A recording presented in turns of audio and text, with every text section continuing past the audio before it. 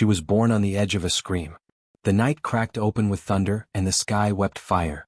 Across the kingdom of Virali, trees split in half, torches flared without touch, and the royal banners hanging from the citadel ignited midair. It was said that when Selenia took her first breath, the air itself recoiled. Her cry wasn't loud, it was steady, quiet, unsettling. The kind of sound that made midwives pause and glance at each other with wide eyes. The kind of silence that filled the room with something ancient. She was born to Queen Elira, last of the flame-blooded sovereigns, whose veins shimmered faintly in moonlight and whose voice could quiet thunder. But that night there were no lullabies. The coup had come swift and savage, led by Elira's own brother, Lord Maurek, who had waited years for his chance to claim the throne that was never meant for him. He stormed the palace with steel and shadow, flanked by knights with no oaths, priests who burned holy books and sorcerers who traded soul for gold. Elira knew what was coming. Her sister, her captain, and her midwife had already made the pact. When the first tower fell, Selenia was wrapped in cloth and tucked in a hollow shield, one that had once crowned the first monarch, now repurposed as a cradle of last hope. As the queen fought and fell in the upper chambers, the captain and the midwife fled through the old tunnels beneath the castle. They did not wait for dawn. By the time the sun rose, Queen Elira's body lay beneath a shroud of smoke. Her brother was crowned by terrified priests in a scorched hall. The child, her child, was declared stillborn. No one dared ask questions. No one dared search too long. The kingdom had turned to ash overnight. But the ember lived on.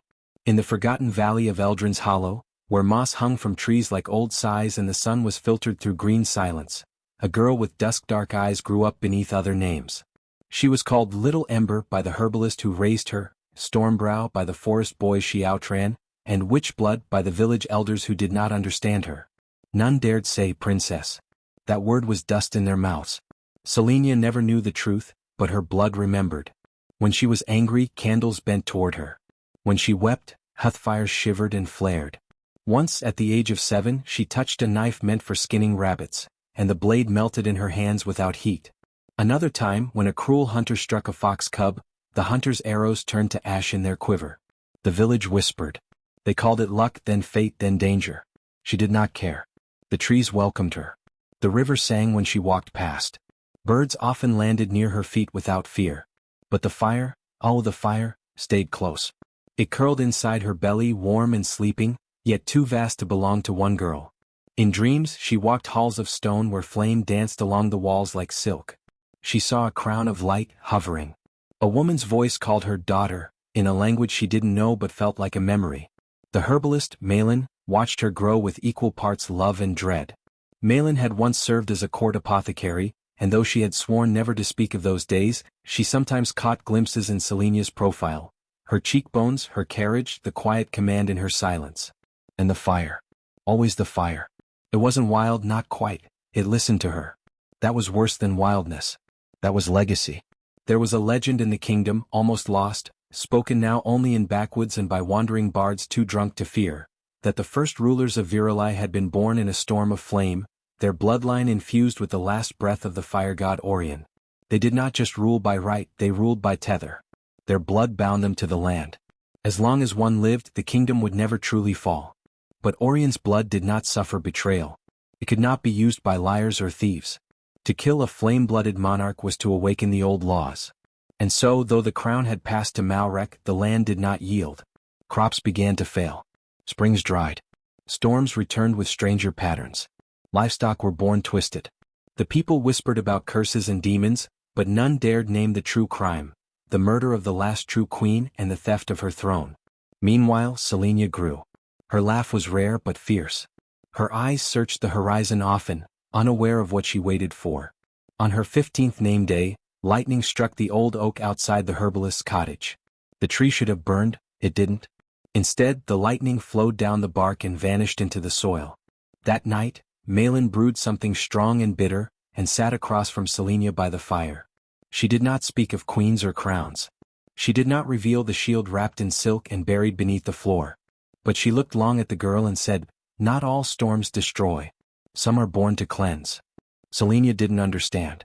But the words lodged inside her like kindling. Something was coming. And somewhere deep in her blood, the flame waited. The kingdom festered under a stolen crown.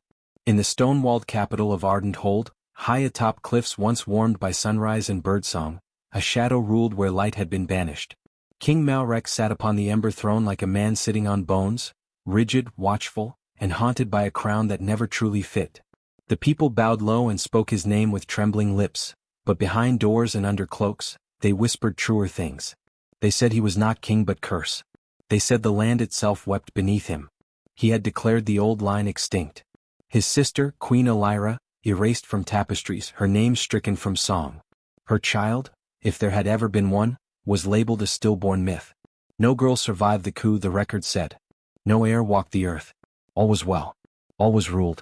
But the land knew better. Crops failed even in high summer. Fields that had once stretched green and proud now rotted in place. The rivers ran thin and copper dark.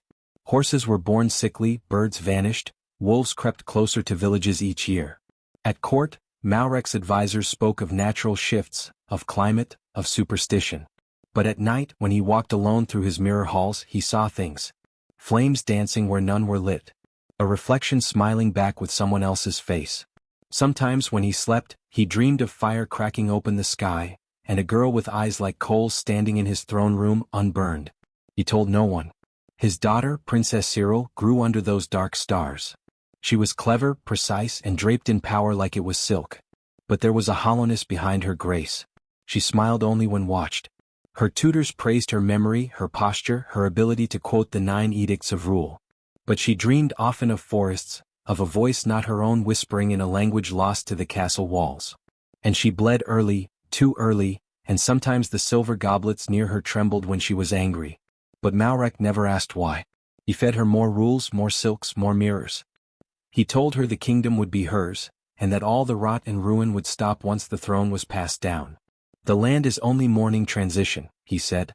A new queen will come it. He never mentioned the old one. Far away in the moss-shrouded valley, Selenia lived between pages of a forgotten story.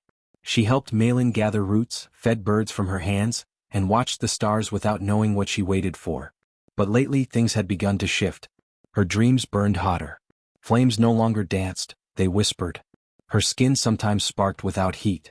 The foxes who used to come close now bowed their heads low when they saw her, then fled. The forest watched her now, not as one of its own, but as something it could not hold. Then came the priestess. She arrived in twilight, cloaked in smoke-colored robes, her feet bare despite the frost. Her name was Mireia, and she walked with a staff shaped like a spiraled flame. Villagers thought her a beggar at first, until the wind stilled when she spoke. Until the flowers in her path bloomed, even in winter. Mireia did not come to heal the sick or bless the barns. She asked for one name only, Selenia. Malin tried to send her away, but the fire in Mireia's eyes met hers with equal measure. Old oaths swam in their silence. Malin bowed her head, and the priestess entered. That night the stars burned white. Mireia laid out pieces of the story Selenia never knew she carried. She told of a queen whose bloodline bore the flame oath, an ancient bond between monarch and land, forged in the breath of the fire god Orion. She told of betrayal, of murder, of a child hidden in a shield made not of steel, but soul. You are the spark they tried to smother, she said. But fire does not forget. Selenia didn't cry. She didn't scream. She listened, still and unmoving, while her breath turned the room warm. Malin placed the old shield on the hearth. The flame inside the fireplace reached for it. And then Selenia spoke. I always knew I didn't belong here. But I thought it was because I was broken. You are not broken, Mireia said. You are bound. Bound to a throne that had never been lost, only stolen. Bound to a land that cried out for her. Bound to a flame older than kings. The next morning the sun rose behind her like a promise. Selenia stood at the ridge above the village, hair loose in the wind, the old shield on her back. She wore no crown, but the air shimmered near her. The villagers gathered without knowing why. Even those who had called her witch blood now fell quiet in her presence. The sky was changing. She turned to Malin, who held back tears. You knew. I hoped, Malin replied. But hope is not the same as faith. You taught me the difference. Mireia pressed a hand to Selenia's heart. This will burn. But it will also clear the way. And Selenia, for the first time, did not fear the fire rising in her chest. It licked at her bones, curled down her spine, and warmed her breath. Not a blaze of rage, but a forge. Something shaping her. Something remembering. She looked east, where the mountains cradled the stolen throne, and whispered a name she had never spoken aloud before. Malrek. The fire flared at her feet, and the land trembled in reply. The road to Ardenhold was not paved, nor marked by stone. It was carved in memory, in silence, in soot. Selenia left the valley with the dawn, the old shield slung across her back like a promise too long unkept. The world beyond the trees felt thinner, tired, somehow as if breath had been pulled from the soil. The wind carried less scent. The birds stopped singing when she passed. Her fire no longer flickered in secret. It hummed beneath her skin, warm and waiting. On the third day she found the knight. He stood guard at a crossroads shrine, armor rusted, oath tattoo faded on his wrist. He had once been called Ser Ivar the Valiant, a royal protector of the Ember Throne. But that was before the coup, before he refused to kneel to Malrek, before he was stripped of title and name. Selenia watched him from the trees, his breath a cloud against the cold. He didn't move when she stepped forward. Only stared at her eyes, lit from within, and then dropped to one knee. "I dreamed of you," he said. The flame flickered in her chest. By the river that once fed 100 fields they found the witch. She lived in a hollow tree and spoke to beetles. Her name was Lys, though the villagers called her Broken Root. They said her spells ruined more than they mended. But Selenia knelt before her, and when their hands touched, the frost on the leaves melted. Lys looked into her soul, blinked once, and laughed like thunder. "You're late," she said, gathering her staff. In the ruined town of Errol's Hollow they met the boy. He was thin and quiet, his hair like old wheat and his eyes clouded by things no child should see. The villagers fed him scraps but wouldn't take him in. Said he was wrong inside. Tush. When Selenia approached he was drawing circles in the dirt, flames she thought, or crowns. "What's your name?" she asked. "I don't remember," he said. "But I know who you are." He joined without question, barefoot and unafraid. And so, the four of them walked toward the burning heart of a broken kingdom. The road wound through ghost towns, their walls blackened by neglect. Once golden temples lay empty, their altars coated in moss and silence. Crops shriveled on the vine. Wells ran dry. People did not cheer for them. They stared, hollow-eyed, half-starved, and clutched children close. Selenia's fire ached to be used. But she had learned already, fire was not for comfort. It was for truth. In a crumbled village beneath a dead willow, they found an old woman stitching runes into ashcloth. She spoke without looking up. "Your uncle stole more than your crown," she said. "He broke the bond." Lys leaned closer. "What bond?" "The throne is not a seat. It is a root." Selenia stepped forward. "What do you mean?" The woman looked up then, eyes milky, hands shaking. "The first monarch made a pact with the land. Fire in the blood, stone in the bones. When the rightful ruler sits the throne, the kingdom breathes with them. The land gives harvest. Rivers run sweet. Children dream. And when the wrong one sits it?" Ser Ivar asked. "The land grieves," she whispered. "And when it grieves too long, it begins to rot." Selenia felt her flame surge, not with rage, but with recognition. "That's why it's dying," she said. "Not because of war. Because of him." The old woman nodded once. "And you, girl, you are its balm. Or its blaze." They left before nightfall, the wind louder now, as if the trees were starting to speak. Selenia dreamed that night. She stood on a hill of skulls, fire coiling through her hair, eyes full of storm. Before her the palace burned. Screams echoed through the smoke, but she did not flinch. She raised her hand, and the flame rose in answer, high as mountains, hot as vengeance. She woke with smoke in her lungs. "Your dreams are bleeding through," Lys said softly. "The land wants you to remember." Ser Ivar built no fire that night. They sat in a circle, warmth coming from within. The boy hummed to himself, eyes distant. "Do you think the throne still lives?" Selenia asked no one in particular. "It sleeps," the boy said. "But it watches. It remembers you." They crossed a burned forest the next day, where the bark peeled like skin and ash coated the roots. No birds here. No wind. Only silence and the deep, slow pulse Selenia now heard when she pressed her palm to the ground. The land was sick, but not beyond healing. Not yet. At the top of the ridge they saw Ardenhold at last. It sat like a scar at the edge of the world, its towers sharp and blackened. Once it had shimmered gold, catching the sunrise. Now it was iron, hunched and grim. Smoke coiled from the eastern quarter. The river beside it had run red, mud and rot and blood all churned together. Fields near the walls lay twisted, like the earth itself had tried to flee. Selenia's fire rose in her throat. "We're not ready to storm it," Ivar said. We don't even have a plan. We don't need one, Selenia replied. The boy took her hand. You dreamed it already, he whispered. The night of fire. I saw it too. The air grew warmer. Behind them the sky turned orange. And the land exhaled. They reached the outskirts of Ardent Hold under a heavy sky. The clouds hung like bruises, swollen and low, as if the heavens themselves hesitated to look down. Selenia kept her hood low. Her steps grew slower as the walls of the city rose ahead, tall and ringed with black iron, thorns welded into their spines. The closer she came, the louder the voice inside her pulsed. It was not words but pressure. A summons. A warning. We'll go through the east gate, said Ser Ivar, studying a torn map by firelight. There's a tunnel, an old servant's path. Liz shook her head. Too exposed. The guards will be doubled. The king isn't a fool. They were right. The king wasn't a fool. But he was something worse. As the group argued beneath a dead oak, Selenia turned to the boy. He stared at the horizon, unmoving. You've gone quiet, she said. I feel it, he whispered. It's waiting. Under the city. What is? But he didn't answer. His fingers twitched in his lap, drawing invisible spirals in the dirt. Fire. Smoke. Something circular. Later, as they slept, Ser Ivar disappeared. He left no tracks. When Selenia woke, the sword was gone from her side, and so was he. They found the king's riders by morning. They came with chains of silver and arrows soaked in dead water. Selenia tried to fight. Her fire leapt to her hands, but it flickered too late.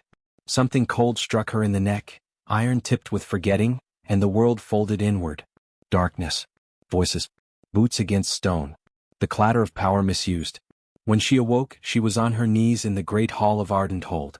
The room where her mother had once ruled with laughter and fairness now reeked of rot and perfume. Malrek sat on the ember throne as if it belonged to him. He wore a robe of cinder silk, his crown jagged like war trophies. His skin sagged around the eyes, and the air around him stank of decay hidden under sweetness. So, he said, rising. The ghost child lives. Selenia lifted her head. Her wrists were bound, her mouth dry.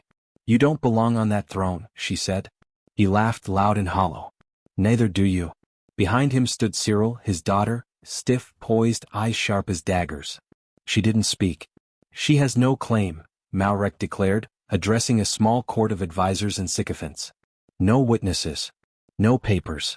Just parlor tricks and village tales. You can't stop the land from remembering, Selenia said. It already has. Malrek's smile thinned. Then let the land see what becomes of rebels. He motioned to the guards. Burn her. The old way. They dragged her to the pit at the edge of the palace walls, an ancient place and used for decades. The pyre circle, where once witches had been sentenced to flame and ashes. Now weeds grew through the cracks, but the stones remembered screams. Selenia was chained at the center, her hands raised to the dusk. The crowd gathered slowly, curious, hungry, fearful. Lys was nowhere to be found. The boy gone. Only the guards and a few nobles remained. Cyril watched from a distance, her face unreadable. As the torches were lowered to the wood, the wind picked up. Selenia bowed her head. I am not afraid of fire, she whispered. The flames caught. They licked up the wood, bright and eager. Smoke bloomed, thick and gray. The pyre roared around her, but she did not scream. She closed her eyes. And then something shifted. The fire did not bite. It curled around her like a question. The heat pressed against her skin, but gently. The ropes burned away, but her flesh did not. The flames circled her wrists like bracelets. The smoke entered her lungs like breath. She opened her eyes, and they were glowing gold. The pyre collapsed inward, not from weight, but from surrender. The fire bent at her feet, shaping itself into a ring. It lifted her from the ground, not burning but crowning. Above the clouds split. And fire rained from the sky. Not lightning. Not storm. Fire. Thin sheets of flame fell like snow, tracing the palace roofs, the tower edges, the royal banners. The crowd screamed. Guards scattered. The nobles dropped to their knees in terror. Selenia stepped through the smoke, the chains melting from her wrists. Her feet did not touch the ground. Her body burned with no ash, no pain, only purpose. The flames parted for her as she walked, like flowers bowing to the sun. Those who looked into her eyes saw not vengeance but clarity, not hatred but truth. She passed the guards. Their weapons warped in their hands. She passed the gate. It opened without touch. At the edge of the courtyard, Malrek stood frozen. We're supposed to die, he rasped, backing away. I made sure. Selenia said nothing. She raised one hand. The fire obeyed. Behind her, the pit cracked open. The stones split. A great bloom of flame roared into the sky, and the wind caught her hair like a banner. She stepped down, each footfall birthing sparks. And the people, from windows and alleys and hiding places, watched her emerge. Crowned not by gold but by fire. She did not scream. She did not strike. She simply walked, forward, unwavering, until the throne itself began to smoke. The city had no bells loud enough to warn them. Selenia moved through the streets like a myth made flesh, her feet trailing embers, her breath curling into heat. The fire did not chase her. It followed willingly, curling through alleys and across rooftops like a blessing too powerful to contain. She did not run. She did not shout. She simply walked. And the city watched. Windows opened. Mothers hushed crying babes, but not out of fear. Shopkeepers dropped to their knees, not to beg for mercy but in reverence. Flames climbed stone walls, yet spared the wooden cradles. The fire had eyes. It had will. And it knew its enemy. The usurper's banners, once crimson and gold, melted into smoke as Selenia passed beneath them. At the heart of ardent hold, the palace stood like a wound that never closed. It had grown bloated and cold under Malrek's rule, a thing of excess and stone, a fortress of cruelty wrapped in luxury. But the land had remembered the throne's betrayal, and now so did the fire. The gates, tall and carved with the false king's sigil, caught first. Fire rippled across them, not with a scream but a soft hiss like breath released. The guards stationed there turned and ran without a word. Their oaths had dissolved the moment Selenia walked through flame untouched. The fire licked higher. The walls began to groan, wood splitting, windows cracking under the heat. And inside the palace, Malrek roared like a beast cornered. He fled through hidden corridors, calling for his guards, his daughter, his gods. None answered. Even the shadows seemed to recoil from him now.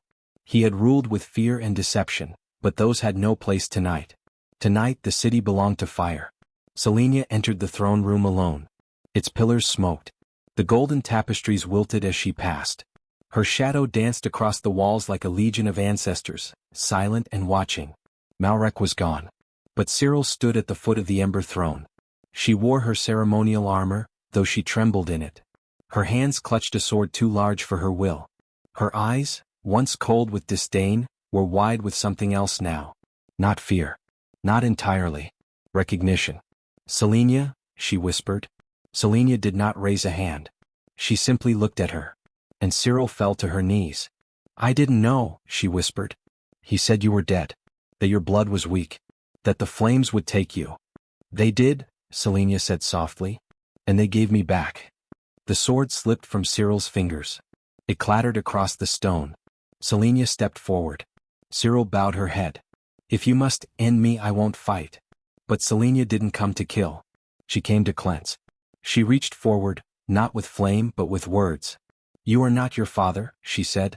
But you stood by him. You silenced truth. You wore a stolen crown. Cyril's voice broke. I didn't know how to stop him. Selenia's eyes glowed like coals. Now you will. She placed her hand on Cyril's shoulder. The metal of her armor hissed beneath her touch. You will not burn, Selenia said. But your name, your title, your place, these are ashes now. Cyril nodded, tears falling freely. Yes. The fire flared one last time across the throne room, then pulled back, curling into a ring around the sisters, not by blood but by fate. Outside the people gathered. They had seen the flames rise. They had seen the tower collapse, the palace gates fall, the banners burn to cinders. But no enemy rode at their walls. No foreign army stormed the gates. Only Selenia, crowned in smoke, stepped into the open court. Dawn bled across the sky behind her, and in its light she stood among the ruins, not triumphant but whole. Her hands were bare. Her body streaked with soot. Her eyes held no malice, only memory. The people fell to their knees. Not because she told them to. Not because they were afraid. But because something ancient stirred inside them. A knowing. A recognition. This was no false monarch, no tyrant clothed in gold. This was flame reborn. Not a fire to destroy, but one to forge. Children stepped forward first, placing wildflowers at her feet. Then the farmers. Then the elders. Then the silent, tired, broken-hearted people of ardent hold, who had endured too long in the shadow of a stolen throne. No one shouted her name. No one needed to. The land knew. The sky knew. And as the sun rose behind her, casting golden light across the ashes, even the fire seemed to bow. The ruins of the Ember Throne stood silent for 7 days. No builders came. No masons, no smiths, no courtiers dared draw near the scorched remains of the palace. The fires had long since died down, leaving behind ash like snowfall, blanketing the courtyard and steps, settling into the cracked marble halls where power once cloaked itself in velvet and gold. Selenia stood among the ruins not as conqueror but as witness. Her bare feet pressed into the soot. Her hands, calloused from journey and fury, gathered the ash into small piles like offerings. She did not speak. She listened. And the land answered. The breeze stirred with warmth, not heat. The stone, once cold and greedy beneath the throne, hummed with something gentler. Birds returned, cautiously at first, then boldly. Grass pushed through seams in the courtyard stones. Somewhere beneath the ruin, roots had survived, waiting. She summoned no court. She sent no heralds. But word spread as easily as fire had. Selenia would not rebuild the palace. Instead, she walked the borders of the broken foundation and marked a circle with stones. Not grand ones but simple river stones hand-carried and placed with care. Inside the circle, she planted seeds, some carried from her childhood valley, some offered by farmers, others scavenged from ruined villages. In time the circle bloomed. Ivar, the disgraced knight, returned to stand watch, not out of duty but of love. Cyril, stripped of title, came as well.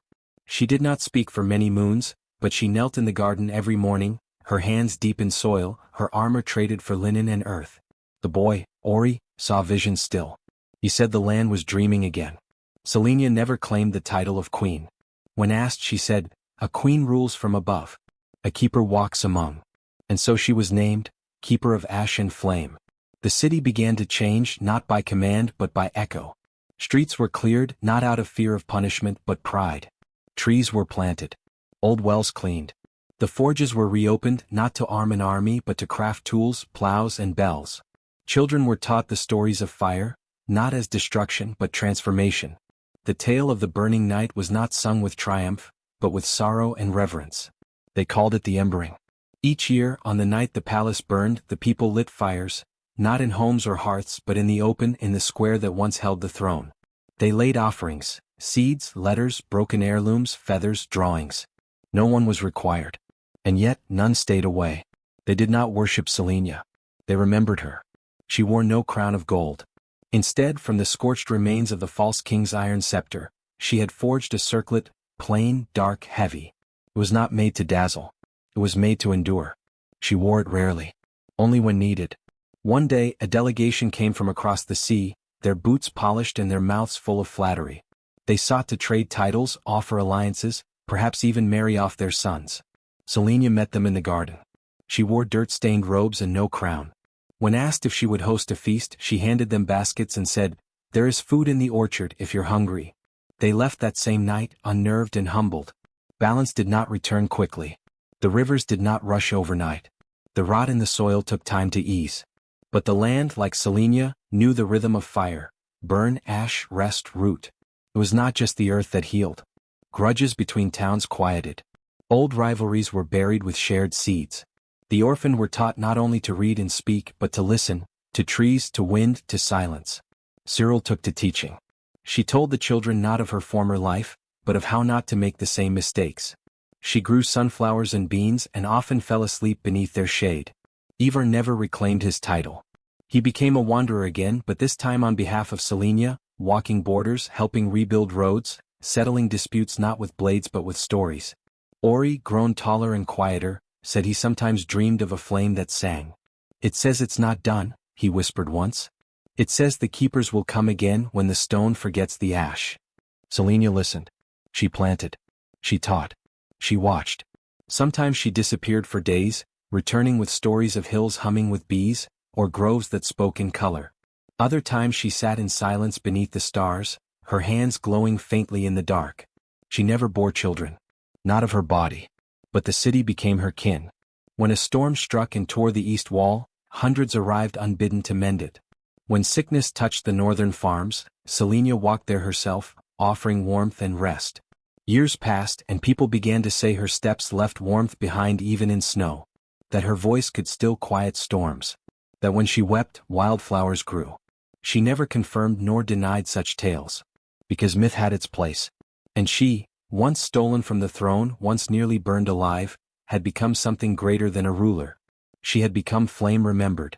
And in the center of the city, where once a cruel throne rose above blood-polished marble, now stood a circle of stone, a garden in bloom, and the quiet breath of a keeper who chose not to rule, but to remain. The people said she had crowned herself in fire. But Selenia knew the truth. She had only endured it. And in doing so became its heir. The years softened Selenia's name until it was no longer spoken in full, only sung in fragments. A singer they called her. Flamewalker. The keeper. Her face faded from frescoes, her deeds from scrolls, but the stories refused to die. They lived in the cracks of stone, in the ring of hammered iron, in the lullabies of shepherds. No one saw her leave. One winter morning she walked out beyond the circle of stone and into the highlands, where the peaks touched the breath of the sky. Ivar said he saw her silhouette on the ridge, framed in dawnlight. Ori wept, claiming she had spoken to him in dreams the night before, telling him it was time. Cyril left flowers where Selenia had last knelt in the garden. She left no successor, no heir, because she did not believe in owning power. The garden continued to bloom. Seasons turned and stories thickened. Some claimed she had found the first flame, deep in the heart of the mountains, and become part of it. Others said she had not vanished but taken 100 forms. The old woman who handed you bread on a rainy night, the girl laughing in the forge, the silent figure who watched as tyrants stumbled. Children sang of her. Not as a queen. Not as a warrior. But as the ash singer. The girl who walked through fire and never burned. They said her voice could raise heat from stone. That when she hummed, candles flickered in rhythm. That if you listened closely to the wind on a cold night, you could hear her voice, soft, low, endless. Injustice did not end. Greed still slithered back into corners of the world. But whenever cruelty rose its head, someone found an ember still glowing. In a hearth that had gone cold. In the ashes of a razed village. In the broken clasp of a mother's brooch. And with that ember came change. A girl once mute raised her voice in a burning hall and brought truth with it. A boy in chains stepped into the forge and watched the manacles melt off his wrists. A grandmother, alone, planted seeds in winter, and when spring came the ground blazed with color. These were not miracles. They were echoes. The ash singer had not given them fire. She had reminded them they already held it. And so her story burned quietly across generations, not in conquest but in courage. They no longer remembered the names of the kings who ruled before. But they remembered hers. Not because she ruled. Because she chose to rise. Because she chose not to burn the world in vengeance, but to light it in remembrance. Because she taught that flame was not destruction, but a way through the dark. Because when the throne was stolen from her, the fire crowned her in their ashes.